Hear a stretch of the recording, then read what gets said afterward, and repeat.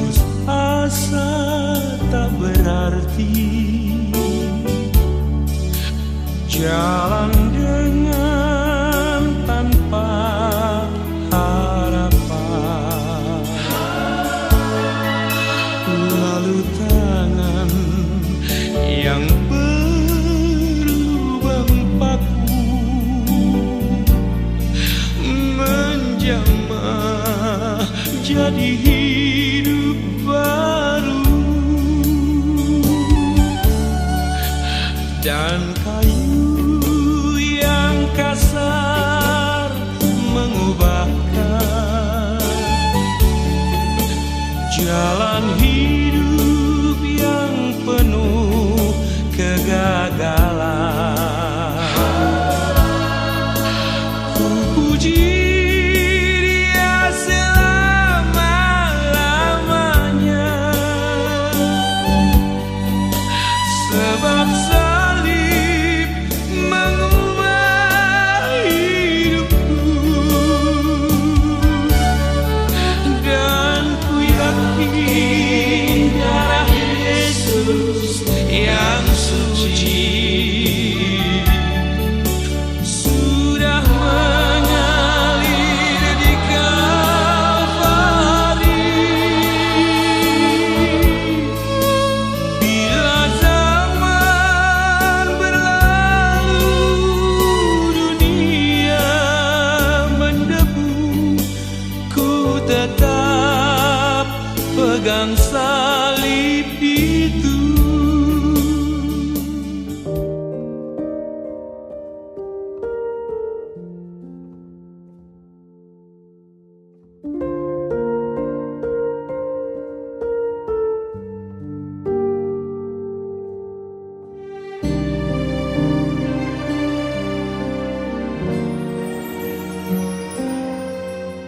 Meskipun Tuhan tak menolongku,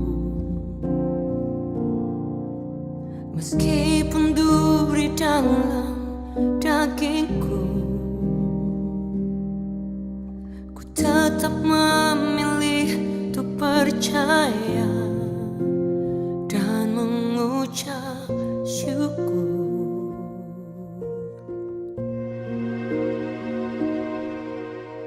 Meskipun doaku tak terjawab, meskipun hatiku habis lenyap, ku tetap memilih untuk percaya dan mengucap syukur.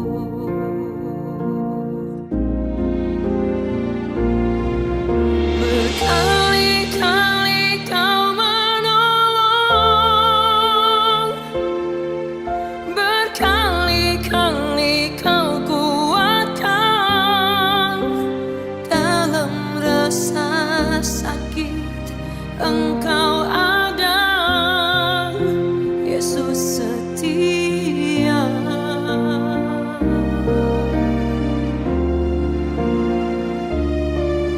Berkali-kali Kau menolong, berkali-kali Kau kuatkan. Dalam lembah kelam Engkau ada, Yesus setia.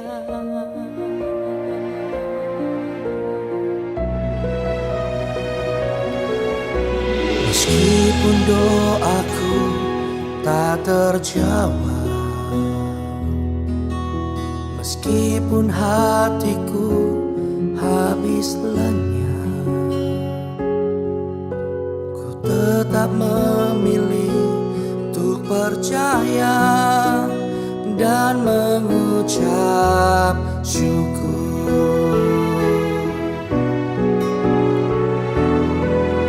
Berkali-kali Kau menolong, berkali-kali Kau kuatkan. Dalam rasa sakit Engkau ada, Yesus setia.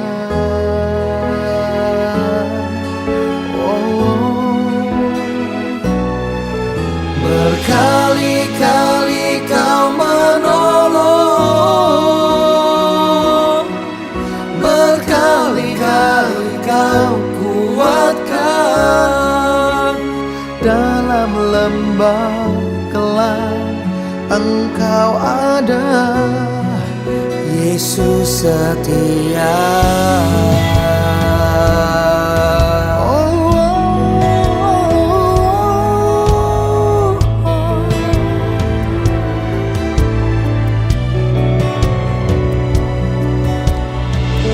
Banyak kali Engkau menolong kami Tuhan. Banyak kali Engkau menguatkan ketika tidak punya harapan sama sekali. Namun satu hal, andai kata Engkau belum menolong, andai kata Engkau tidak menjawab doa kami, Engkau tetap setia Tuhan. Berkali-kali kau menolong, Berkali-kali Kau, berkali-kali kau menguatkanku dalam rasa sakit. Engkau ada, Yesus setia. Yesus setia. Berkali-kali Kau menolongku, berkali-kali Kau kuatkan. Dalam lembah kelam Engkau ada, Yesus setia. Yesus kau setia. Dalam lembah kelam Engkau ada, Yesus setia. Buka sama-sama Kejadian 1 ayat 1. Kejadian 1 ayat 1, kejadian ada di perjanjian baru, amin. Ngecek aja udah sore soalnya. Udah pada ngopi berarti ya, oke. Kejadian 1 ayat 1, pada mulanya Allah menciptakan langit dan bumi. Ada 3 hal yang Tuhan ciptakan pada awal, pada mulanya berarti Tuhan ciptakan waktu, dan Tuhan ciptakan waktu untuk kita, berarti Tuhan kasih kronos buat kita. Kronos itu berarti 1 hari ada 24 jam, 1 tahun 365 hari, kita diminta untuk mengelola waktu kita sebaik-baiknya. Bahkan kita juga dibatasi sama waktu, kita diberikan masa tugas. Masa tugas kita 70, kalau kuat 80 tahun. Ya, jangan stres ngeliatin saya itu ayat Alkitab. Ya. Mazmur 90 ayat 10. Ajari aku menghitung hari-hariku sedemikian, supaya aku bertindak bijaksana. Nah, Tuhan bergerak di dalam Kairos. Kairosnya Tuhan itu dahsyat. Tuhan sudah ada di hari Senin besok. Menyiapkan yang terbaik bagi semua kita. Karena dia menembus waktunya manusia. Oke, pada mulanya. Kemudian Tuhan katakan, aku pada mulanya menciptakan bukan sekedar waktu, Tuhan ciptakan langit. Langit berarti Tuhan kasih ruang buat kita. Nah, di dalam ruang ini kita bergerak. Kita dipertemukan dengan orang yang tepat dan lain sebagainya sama Tuhan karena rancangan Tuhan indah. Kemudian Tuhan ciptakan bumi. Bumi berarti Tuhan ciptakan materi yang ada di dalamnya. Tuhan minta untuk kita kelola juga materi itu. Bahkan kalau kita mau kerucutkan, kalau kita buka Kejadian 2 ayat 5, pada mulanya belum ada semak, belum ada sesuatu yang berantakan, belum ada tumbuhan, belum ada sesuatu yang sudah rapih dan perlu ditata dengan baik dan di-maintain. Karena belum ada hujan. Kenapa belum ada hujan? Karena belum ada manusia untuk mengelolanya. Pada awal manusia nggak pernah dikasih organisasi gereja. Manusia pada awal dikasih marketplace. Jadi besok masuk ke dalam pekerjaan kita, jangan bilang besok hari kerja. Jangan bilang hari ini hari kudus, besok hari kerja. Bukan, hari ini hari kudus di dalam gedung gereja. Besok hari kudus di dalam gedung kantor. Setiap hari hari kudus. Setiap hari kita dikuduskan Tuhan. Setiap hari kita menerima kekudusan yang indah dari Tuhan. Ya. Nah, setelah kita ngerti itu, kemudian setelah Tuhan ciptakan semuanya ini untuk manusia, Tuhan tempatkan GPS dalam hidup kita. Itu sebabnya manusia selalu searching for God, manusia selalu cari Tuhan. Pengkhotbah 3 ayat 11 mengatakan begini.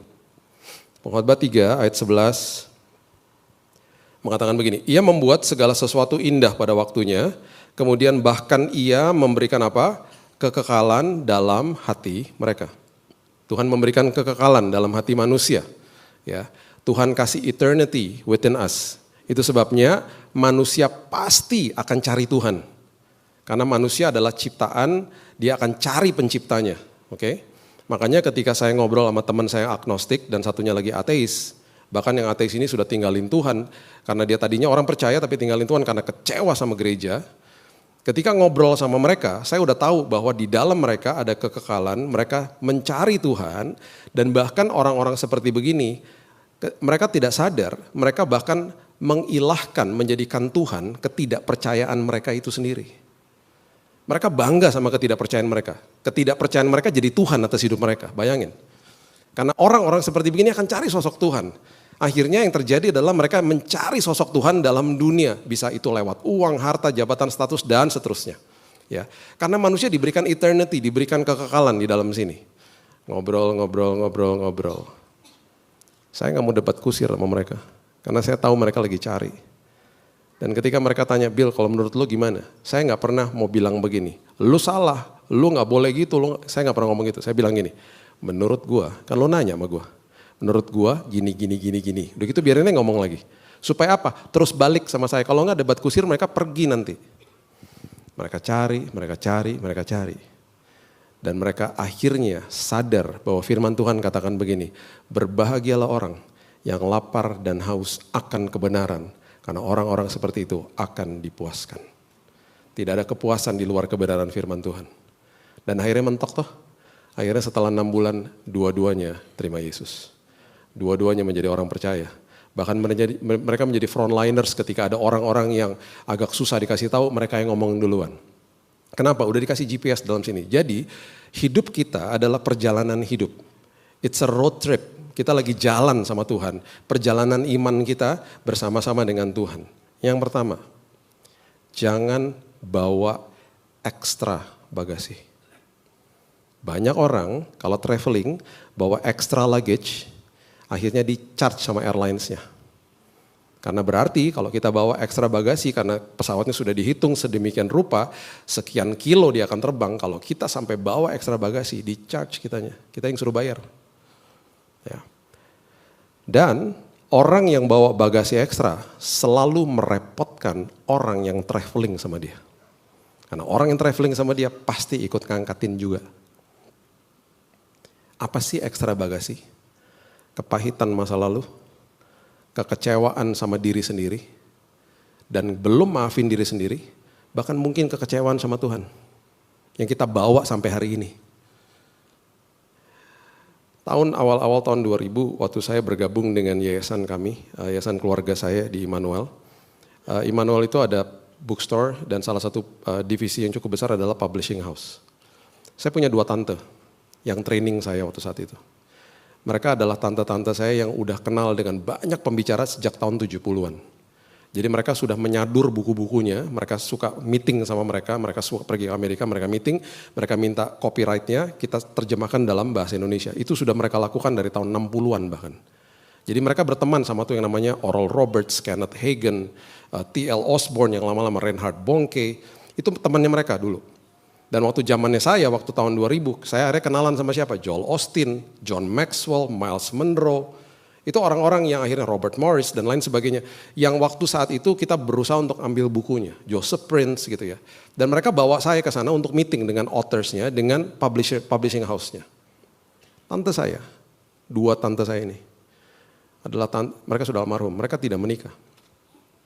Dan mereka adalah orang yang sangat generous.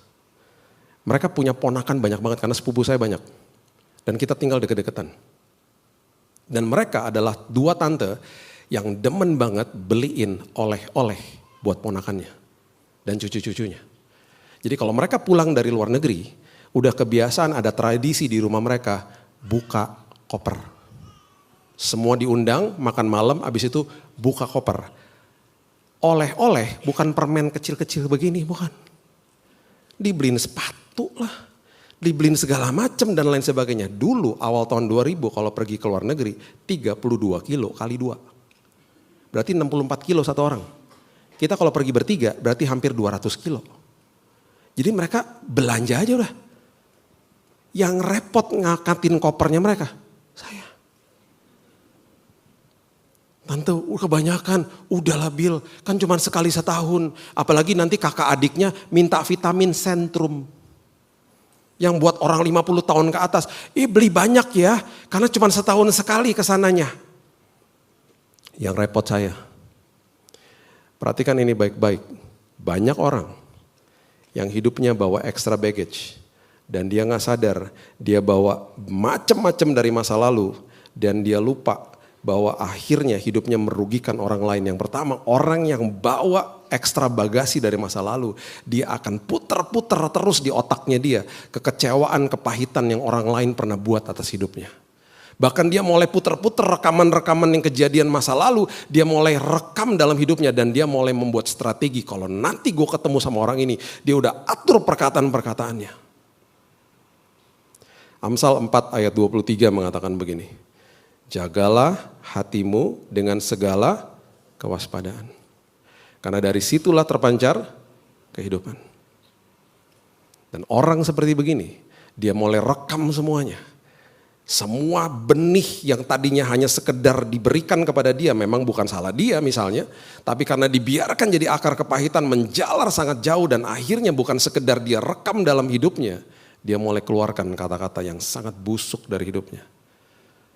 Pernahkah Bapak Ibu dekat-dekat orang yang kata-katanya negatif terus, mencibir terus, asumsi terus, sensitif terus. Roma 3 ayat 14 mengatakan begini, mulut mereka penuh dengan sumpah serapah. Mulut mereka penuh dengan sumpah serapah. Udah mereka ngerekam semua perbuatan-perbuatan yang jelek itu dalam sini. Mereka kecewa sama diri sendiri. Bahkan akhirnya banyak yang orang kecewa sama Tuhan. Saya paham. Perhatikan ini baik-baik. Banyak orang yang berduka karena ditinggalkan the loved ones, orang yang mereka kasihi. Dan mereka kepahitan sama Tuhan. Bapak Ibu, kita nih gak didesain untuk pisah sama orang yang kita kasihi. Itu semua terjadi karena dosa.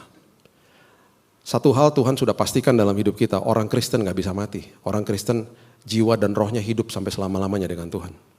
Orang Kristen hanya dipisahkan dari tubuhnya saja. Orang Kristen istilahnya hanya meninggalkan dunia. Makanya di Tesalonika dibilang gini, jangan berduka seperti orang yang tidak memiliki pengharapan. Karena di dalam Kristus satu hari kelak kita akan berjumpa kembali dengan mereka. Oke? Memang kita gak didesain seperti begitu. Tetapi akhirnya kita kebingungan. Saya berduka bukan untuk orang yang pergi. Saya berduka untuk orang-orang yang ditinggalkan. Dan seringkali saya gak bisa ngomong. Dan saya juga akhirnya lemah akhirnya. Ngadepin kedukaan demi kedukaan. Dan akhirnya kita mengatakan kata-kata yang salah ketika kita pergi ke rumah duka. Please, perhatikan ini baik-baik. Jangan pergi ke rumah duka dan ngomong sama orang yang berduka, bilang begini, kamu harus kuat. Enggak, dia gak harus kuat, dia harus nangis hari itu. Dia harus nangis. Jangan sok mau menyempurnakan kondisi dan kita udah gak ngerti harus ngapain. Ini pesan saya, nasihat saya, kalau ke rumah duka, dengerin kisahnya mereka, nangis bareng-bareng mereka kalau perlu. Kasih pundak kita. Stop katakan kata-kata yang akhirnya membuat mereka makin kesel akhirnya. Kamu harus kuat ya. Dia juga tahu dia harus kuat, cuman dia gak bisa kuat hari itu. Akhirnya kita mengeluarkan kata-kata seperti begitu. Saya, waktu baru sembuh sakit, iman saya di sini. Waktu saya doain orang dan banyak teman-teman saya meninggal, ada seorang anak yang dibawa ke lounge-nya gereja, umur 5 tahun. Saya doakan karena tumor di otak. Dan waktu saya doakan dan tiba-tiba saya berdoa setiap malam, saya bilang sama istri saya, kita doain ini anak. Tiba-tiba beberapa bulan yang lalu saya dengar dia berpulang. Dipanggil pulang sama Tuhan. Bapak Ibu pikir iman saya selalu di sini? Enggak juga. Iman saya jeblok juga. Bukannya berarti kalau iman saya di bawah saya mempertanyakan Tuhan dan tidak percaya sama Tuhan. Bukan. Iman saya lemah juga. Saya juga manusia. Saya juga lemes, hari-hari seperti begitu, gak tahu mesti ngomong apa sama orang yang ditinggalkan. Tapi firman Tuhan bilang begini, Bill, aku adalah pemimpin dan penyempurna imanmu. I'm the author and the finisher of your faith. Tuhan tahu kita gak sempurna, Tuhan tahu kita gak mampu, tapi justru di dalam kelemahan kita itu kesempatan lihat kuasa Tuhan disempurnakan. Kita menyembah Tuhan yang sempurna. Dan hari ini dia melihat kita dari kasih karunia. Dan dia lihat kita semua anak-anaknya disempurnakan sama dia. Kondisi kita nggak akan sempurna di mata dunia, nggak akan pernah bisa sempurna. Dan orang yang bawa extra baggage adalah orang yang sering kali ironisnya sakit-sakitan. Alkitab mengatakan Kisah Rasul 8 ayat 23. Kisah Rasul 8 ayat 23. Sebab kulihat bahwa hatimu telah menjadi seperti empedu yang pahit dan terjerat dalam kejahatan. Sakit. Mahlah, GERD lah, dan organ-organ yang lain kena terus akhirnya. Karena nyimpen ekstra bagasi dari masa lalu. Simpen sampah dari masa lalu.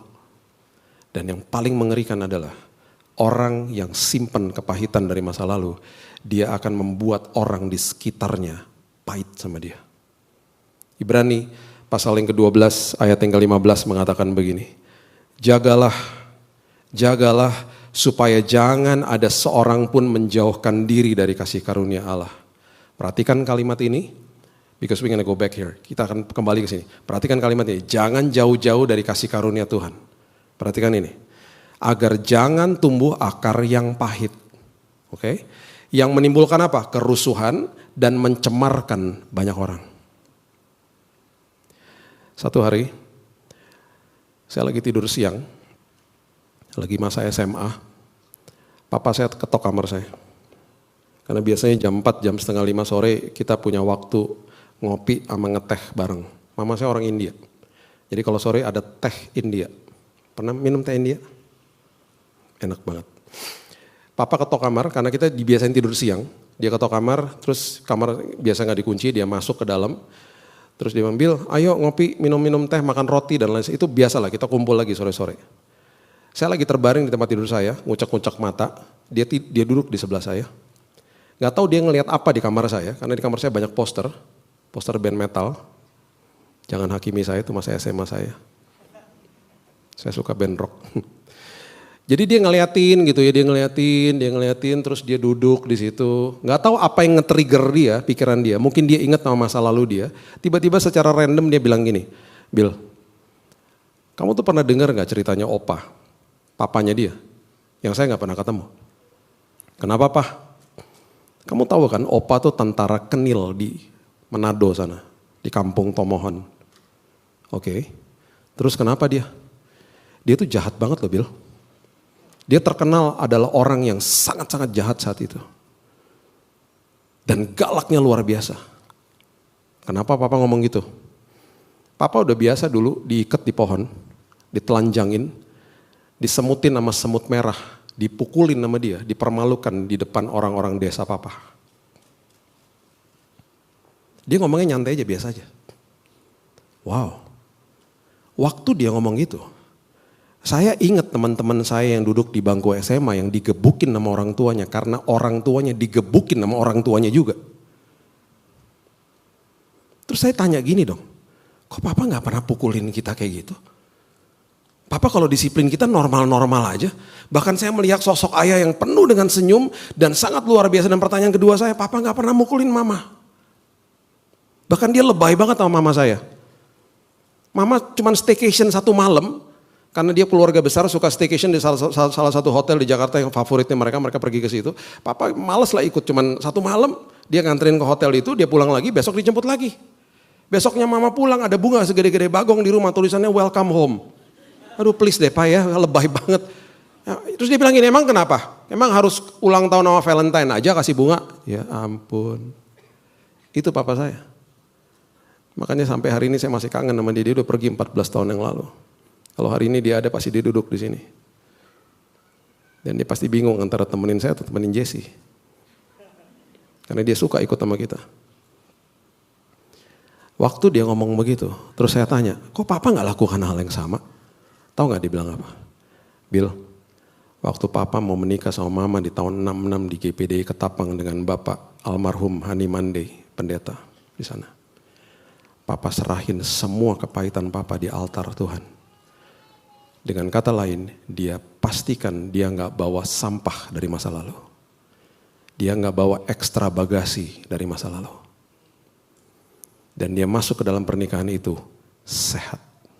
Sehingga dia tidak pernah mencemarkan dan membuat rusuh di rumah.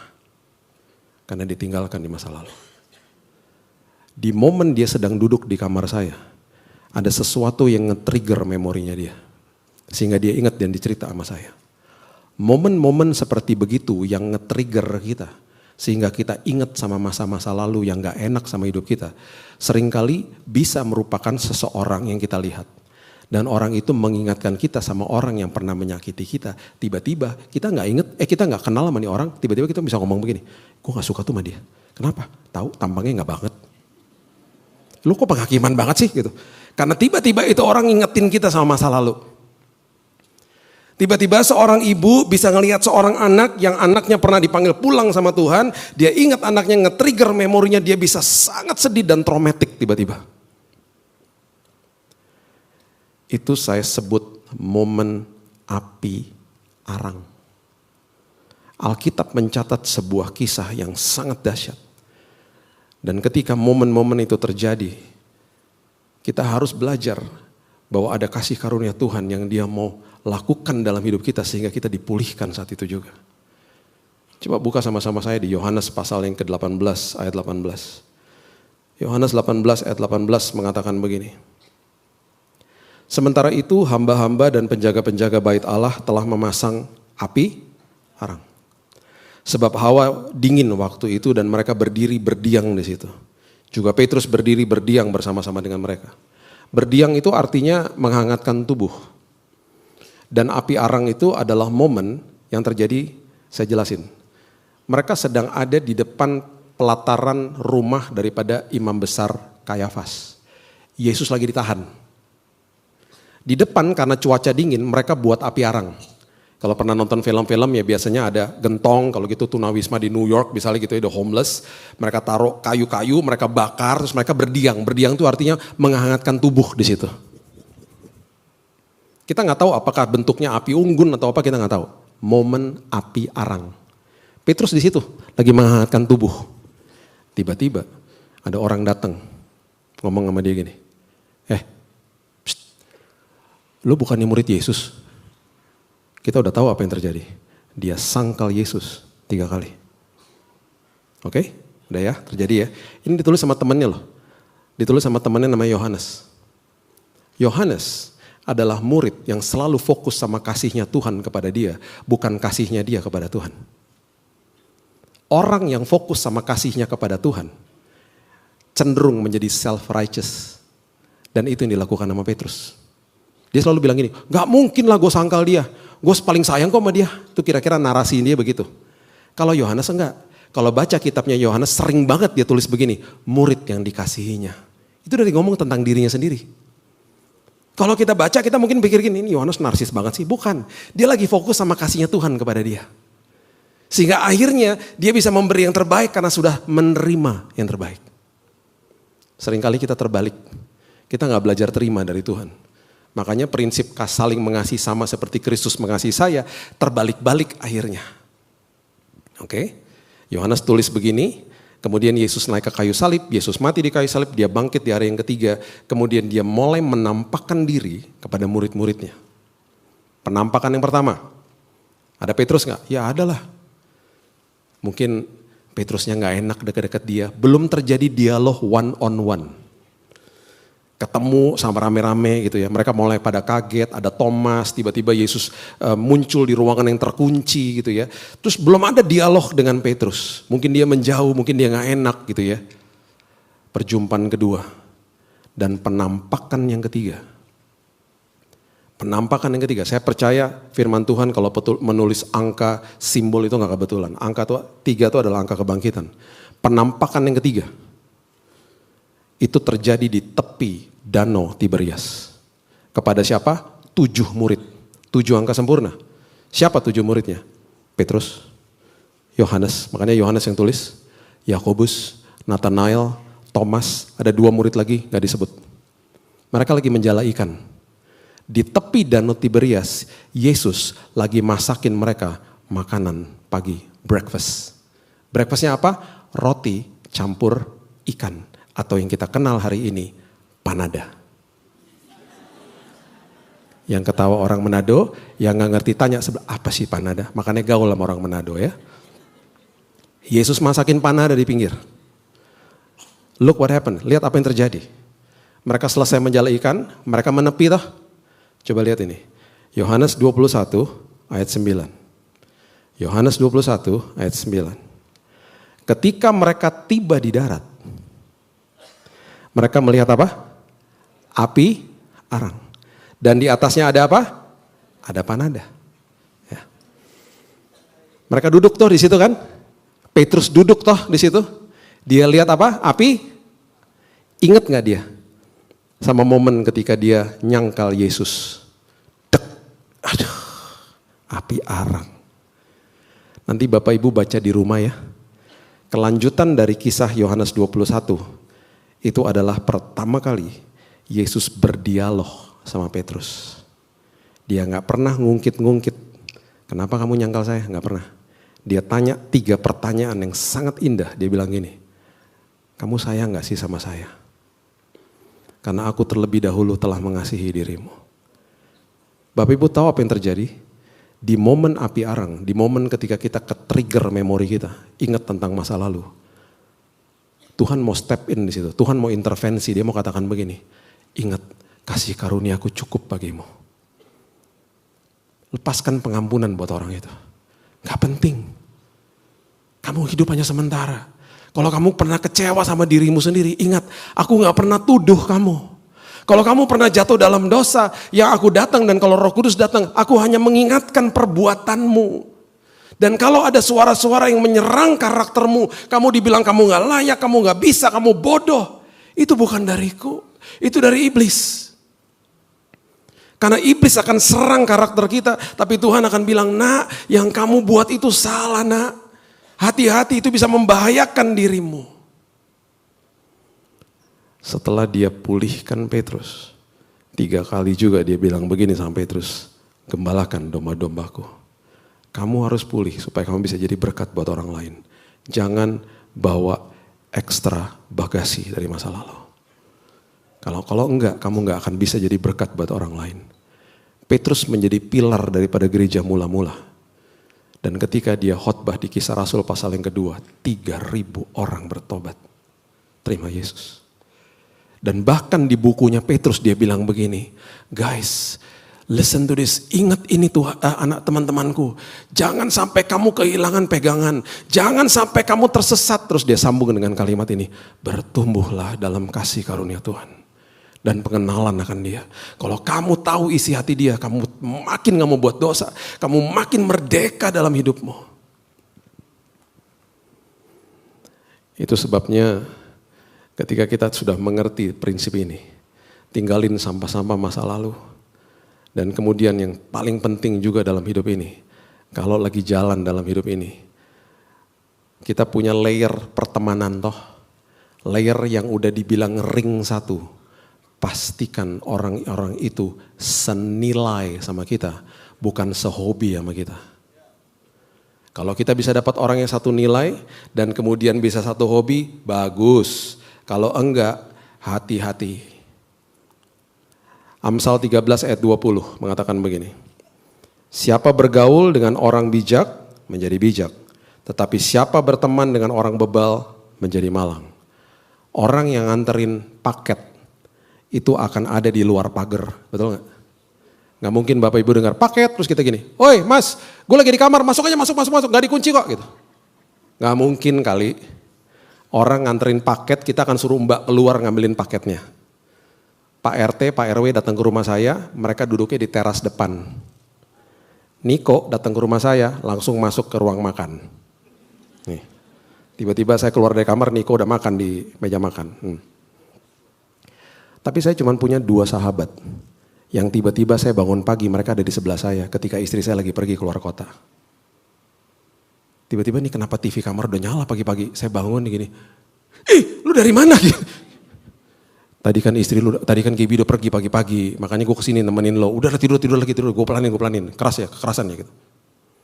Makin dekat, makin kecil layernya. Pastikan orang-orang itu senilai dengan kita. Dan yang berikutnya, kalau lagi jalan, pinjem petanya orang.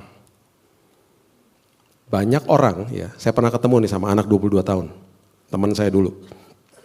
Dia bilang gini, Kak Billy, aku lagi pacaran nih Kak sama orang yang tidak seiman, gimana ya Kak? Ngapain sih wasting your time banget? Gak usah lah, orang seiman aja banyak yang sepadan kok, ngapain sih lu gitu. Thank you ya Kak udah dikasih tahu. Nah tapi dilanjutin terus, jadi gini nih, analoginya gini. Saya baru pulang, baru jalan, baru kembali dari jalan yang buntu tuh. Jadi saya balik dong karena buntu kan, lagi balik ada orang datang gini ke depan saya. Terus saya tanya, mau kemana? Mau ke situ. Jangan buntu. Terus orang yang dikasih tahu buntu ngomong gini, makasih ya udah kasih tahu saya buntu, tapi nggak apa-apa saya akan jalan terus. Lihat aja entar gimana. Lihat aja entar gimana tetap buntu. Halo. Lu mau bilang lihat aja entar gimana, pasti lu juga akan balik juga. Ngapain wasting your time? Kalau udah ada U-turn, kalau kita salah jalan, segera putar balik, jangan tunggu setengah jam, makin lama baliknya. Sadar dan bertobat, kisah Rasul katakan. Dia bilang apa? Thank you ya Kak, udah dikasih tahu, tetap jalan. Berapa bulan setelah balik lagi nangis-nangis. Kak aku dibohongin, ya kan gue udah bilang. Makanya kejar persiapan, bukan hari pernikahannya. Makanya orang yang di konseling itu dia lagi pinjem peta sama orang yang udah pernah nikah. Kan orang itu belum pernah nikah, gimana sih caranya gitu. Dia lagi nanya, makanya persiapan butuh waktu. Persiapan itu sangat dahsyat dan janji gak bisa menggantikan persiapan. Janji nikah di depan sini gak bisa gantikan persiapan. Orang banyak berpikir, kalau nanti saya janji di depan altar through better and through worse, itu akan menjadikan semua oke. Enak aja. Seorang pemain gak bisa bilang sama coachnya, coach saya akan berikan yang terbaik, saya akan main paling bagus, tapi dia gak pernah latihan. Ya gak bisa main bagus lah. Persiapan menentukan segala-galanya. Makanya 10 tahun lalu ketika ada 2 sejoli datang kepada saya bilang gini, mau di counseling. Saya tanya berapa lama lagi mau menikah? Karena saya udah kesel dengerin orang seminggu lagi lah, sebulan depan lah. Karena dikejar eventnya. Tiba-tiba mereka bilang begini, 1,5 tahun lagi Kak. Wih, lama juga, kenapa gak 5 tahun sekalian? Iya Kak, kan kita udah dengar khotbahnya Kakak, jadi kita mau spend waktu Kak, kita mau investasi waktu. Gak apa-apa Kak kalau kita harus putus di tengah jalan, is okay daripada ntar putusnya nanti. Oh mereka bertengkar di depan saya. Dan satu hal yang sangat-sangat luar biasa adalah mereka katakan begini kepada saya. Kak Billy jangan ketawain kami ya Kak, kenapa? Kami punya komitmen, tapi agak-agak, mungkin di matanya orang agak-agak aneh sih. Komitmen apa? Kami udah komitmen gak mau pegangan tangan. Buset. Emangnya pegangan tangan dosa? Enggak sih Kak, cuman kita nih mau berpikir mendingan-mendingan daripada. Soalnya kalau kita pegangan tangan suka ada strumnya. Ntar strum tiba-tiba ciuman, tiba-tiba kita punya anak lagi sebelum nikah. Udahlah gak usah lah. Jadi kita cuma pegangan tangan kalau lagi nyebrang. Oke lah, itu komitmen mereka sih. Saya melihat apa yang mereka lakukan 1,5 tahun. Dan saya gak pernah lupa, satu-satunya pernikahan yang saya hadir dan saya nangis adalah pernikahan mereka. Karena pertama kali mereka ciuman di depan altar. Hari ini mereka mengalami pernikahan yang luar biasa. Karena mereka pinjam roadmap dari orang yang udah pernah ngelewatin hal-hal sulit dalam hidupnya. Mereka bertanya bukan sama saya aja, mereka bertanya sama banyak orang kok. Mereka belajar, mereka investasi waktu mereka. Dan yang terakhir, setiap kali di roadmap kita, Tuhan selalu sudah kasih yang namanya rambu-rambu. Amsal 27 ayat 12 mengatakan begini. Amsal 27 ayat 12. Kalau orang bijak melihat malapetaka, bersembunyilah ia. Tetapi orang yang tak berpengalaman berjalan terus lalu kena celaka. Tuhan udah kasih rambu sama hidup kita. Kemarin istri saya meninggalkan saya. Keluar negeri, jangan kaget. Anak saya ketawa-ketawa. Jadi gini, kemarin dia pergi. Istri saya adalah orang yang kalau dites kepribadiannya intim dominan. Saya kalau dites kepribadian stabil cermat. Orang intim kelemahannya kurang teliti. Orang stabil cermat teliti. Kalau dia traveling sama saya, semua dokumen saya yang pegang. Semua rencana mau ngapain segala macam saya udah atur. Bahkan saya kalau bawa paspor ya, misalnya kita pergi sekeluarga, saya ngecek tuh bisa berkali-kali, di rumah ngecek, di mobil ngecek lagi, pastiin. Kemarin, saya nganter dia ke airport. Dan saya dari rumah saya udah tanya gini, paspor udah bawa? Udah. Sampai di mobil, baru mau jalan saya tanya lagi, paspor udah bawa? Udah bawa.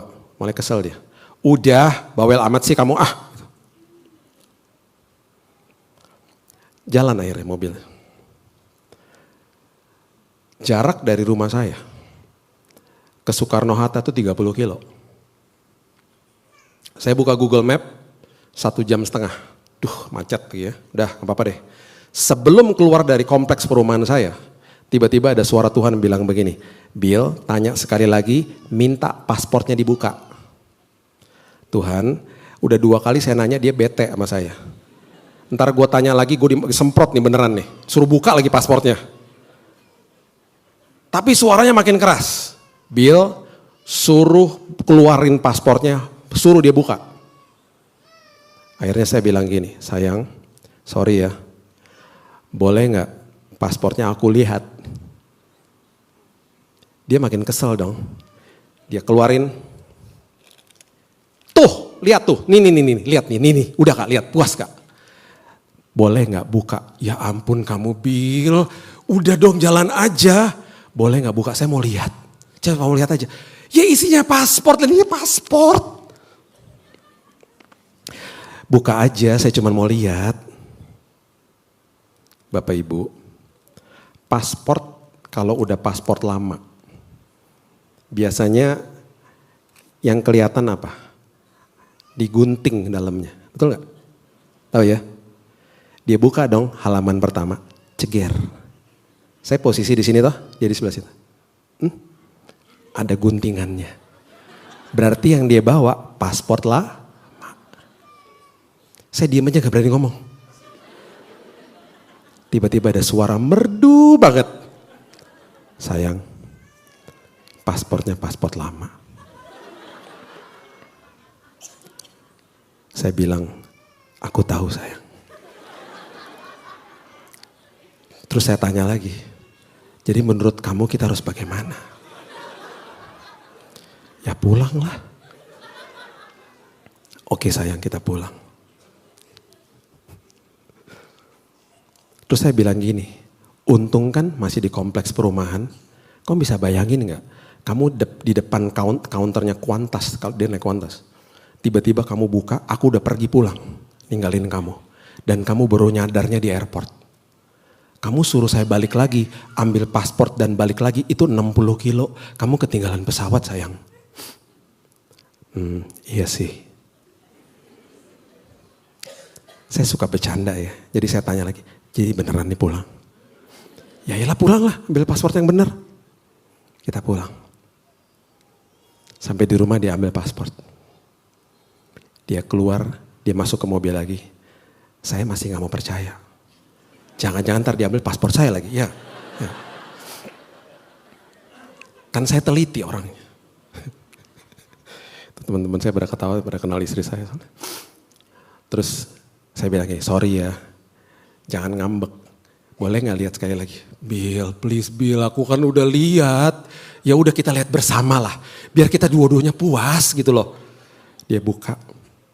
Dah bener ya, tuh ya udah bener. Makanya lain kali dengar kata-kata suami. Tuhan kasih rambu di dalam sini. Dan kalau Tuhan kasih rambu, waktu saya cek Google Map-nya, ternyata diarahin ke jalan yang lain. Saya bilang ini, makasih ya Tuhan. Mungkin aja di jalan yang tadi saya mau pergi ada bahaya, saya gak tahu. Tuhan bisa rubahin semuanya. Kalau kita dengar rambunya dan lihat rambunya. Saya tutup sama kisah nyata ini ya. Kami mendarat keluarga kami di kota namanya Calgary di Kanada. Saya udah biasa ke negara itu, bahkan dulu saya nikahnya di sana juga karena mertua saya dulu tinggal di sana, keluarga istri saya juga masih banyak di sana. Tapi kami biasa ke kota namanya Vancouver. Saya nggak pernah ke Calgary waktu saat itu. Jadi saya ke Calgary karena ada undangan dari seorang hamba Tuhan.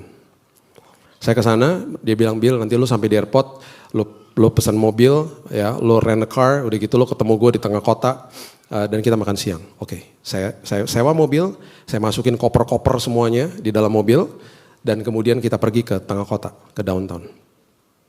Belum check-in. Saya cari tempat parkir nggak dapat. Tiba-tiba ada satu tempat kosong. Ya udah parkir di situ aja. Puji Tuhan dapat tempat kosong, parkir. Parkir saya langsung makan. Selesai makan 2 jam di restoran, selesai. Saya mau check-in ke hotel, kita kembali ke mobil. Tiba-tiba mobilnya hilang.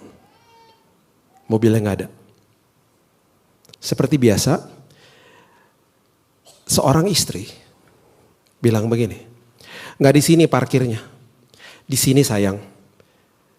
Kita harus tahu ya, pria itu jagoan visual, wanita jagoan ngomong.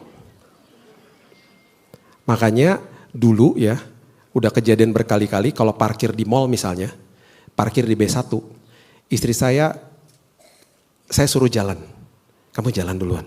Karena saya jago visual, kita laki-laki jago visual.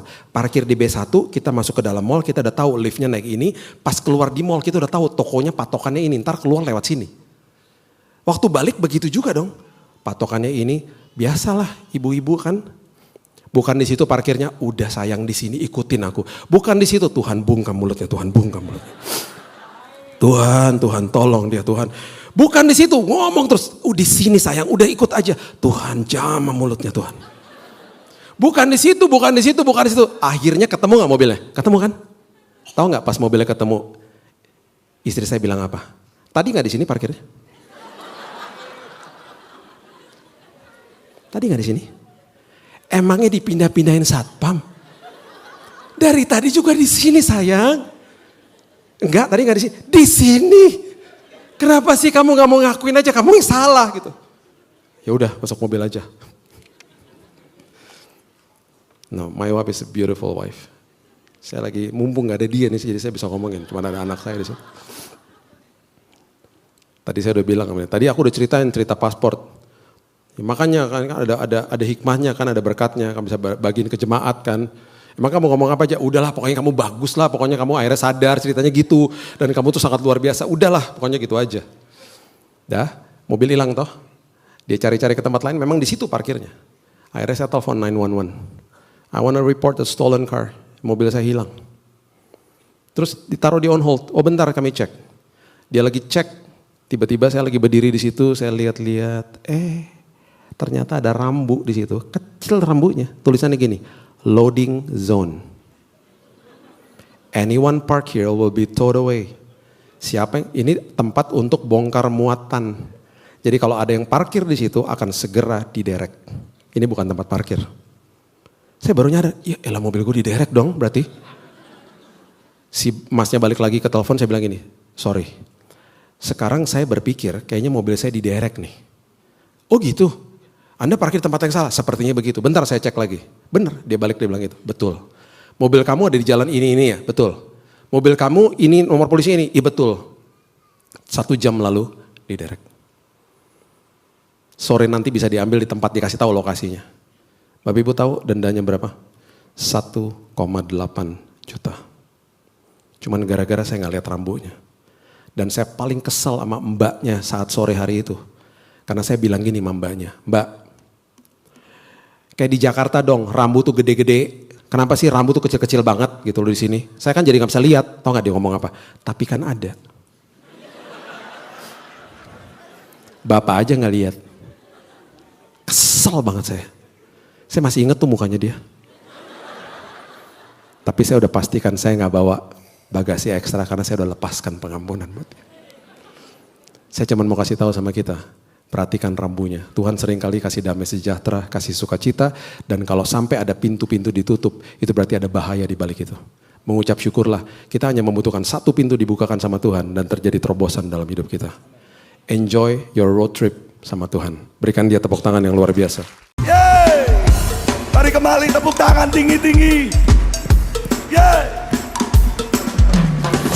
Shoop, shoop, shoop, pa-di-da-dam, shoot-di-dam, pa-pa-pa, pa-di-da-dam, pa-di-dam, pa-pa-pa, pa-di-da-dam, pa-da-pa. pa pa paridaram pariram, pa pa pa paridaram pariram, pa pa pa paridaram pariram. Sama. Hari yang terindah ketika ku jumpa dengan Yesus yang menjadi kekasih hatiku. Walau banyak rintangan jalan yang dihadapkan, kasih-Nya kini jadi kuatku. Di hatiku ada cintanya, di hatiku ku cinta padanya. Ku ingin selalu mendengar suaranya, bertumbuh dalam imanku padanya. Di hatiku ada cintanya, di hatiku ku cinta padanya. Ku ingin selalu mendengar suaranya, bertumbuh dalam imanku padanya. Lagi katakan, hari yang terindah ketika ku jumpa dengan Yesus yang menjadi kekasih hatiku. Walau banyak rintangan jalan yang dihadapkan, kasih-Nya kini jadi kuatku. Di mana? Di hatiku ada cintanya, di hatiku ku cinta padanya. Ku ingin selalu mendengar suaranya, bertumbuh dalam imanku padanya.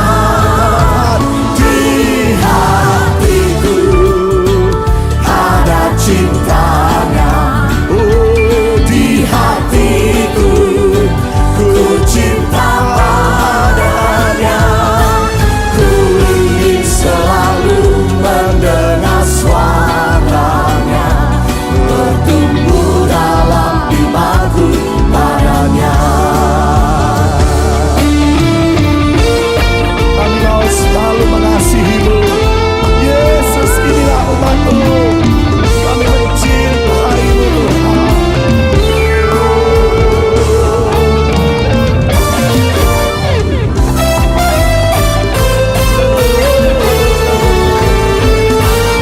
Mari Bapak Ibu Saudaraku yang mengasihi Dia, katakan, di hatiku ada cintanya, di hatiku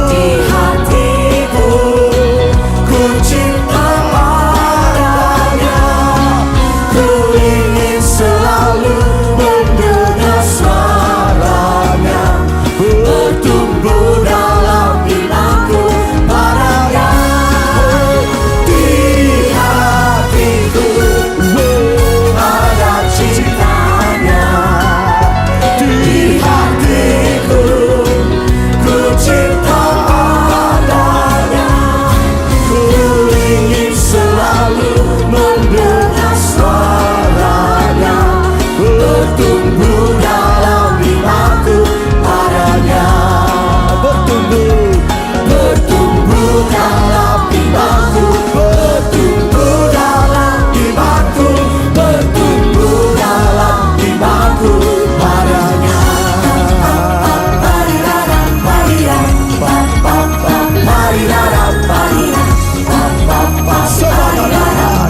Sejak ku jumpa dirinya,